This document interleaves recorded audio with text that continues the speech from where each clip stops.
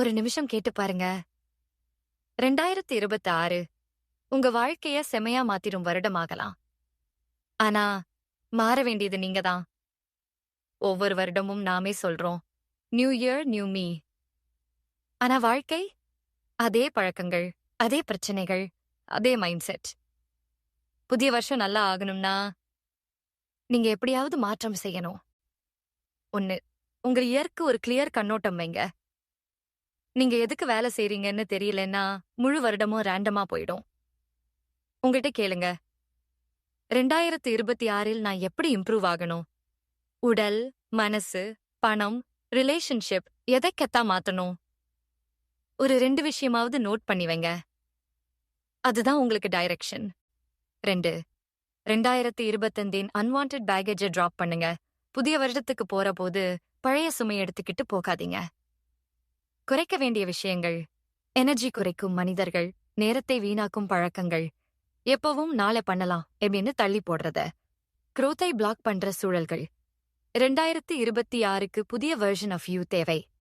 3. மோட்டிவேஷனை நம்பாதீங்க. சிஸ்டம் உருவாக்குங்க. உற்சாகம் சில நாள் தான் இருக்கும். ஆனா, சிஸ்டம் இருந்தா தினமும் ஃபார்வர்டா போக முடியும். சிம்பிள் ரூட்டீன்ஸ் போதும். தினமும் 20 நிமிஷங்கள் லேர்னிங், 20 நிமிடங்கள் மூவ்மெண்ட், 20 நிமிடங்கள் குவாய்ட் டைம். ஸ்லீப், மணி, டிசிப்ளின். ஸ்மால் சிஸ்டம்ஸ், பெரிய மாற்றம். 4. உங்க சர்க்கிளை இம்ப்ரூவ் பண்ணுங்க. உங்களோட சுற்றம் உங்க ஃபியூச்சரை டிசைட் பண்ணும். நேரம் செலவிடுங்க. கற்பவர்கள், பாசிட்டிவா பேசுறவங்க, growth-ஐ விரும்புறவங்க, கோல்ஸ் ஐடியாஸ் பத்தியே பேசுறவங்க. உங்க சூழல் உங்களை ஷேப் பண்ணும். 5. ஒரு வேல்யூபிள் ஸ்கில் கத்துக்கொள்ளுங்க. அத்தனை பாடம் தேவையில்ல. ஒரு ஸ்கில்ல டீப்பா மாஸ்டர் பண்ணுங்க. Editing, art, communication, programming, finance. ஒரே ஒரு ஸ்கில், ஒரு வருடம் உங்க முழு பாதைய மாத்திடும். 6. உங்க எனர்ஜிய பாதுகாக்கணும். 2026 சான்சஸ், சேலஞ்சஸ் எல்லாம் தான் வரும். எனர்ஜி இல்லைன்னா ஒன்னும் செய்ய முடியாது. அதிக ஸ்க்ரோலிங் அவாய்ட் பண்ணுங்க.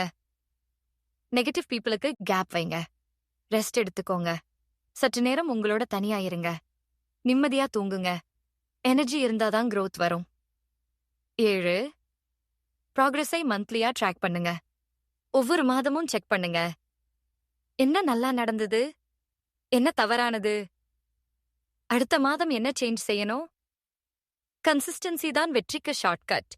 2026 வந்துவிடும், சென்றுவிடும். முடிவில் ஒரு கேள்விதான். இந்த வருடம் நான் மாறினேனா? அல்லது பழையதை ரிப்பீட் பண்ணினேனா? இது உங்க டர்னிங் பாயிண்ட் ஆகலாம். ஆனா, தொடங்க வேண்டியது இப்போ.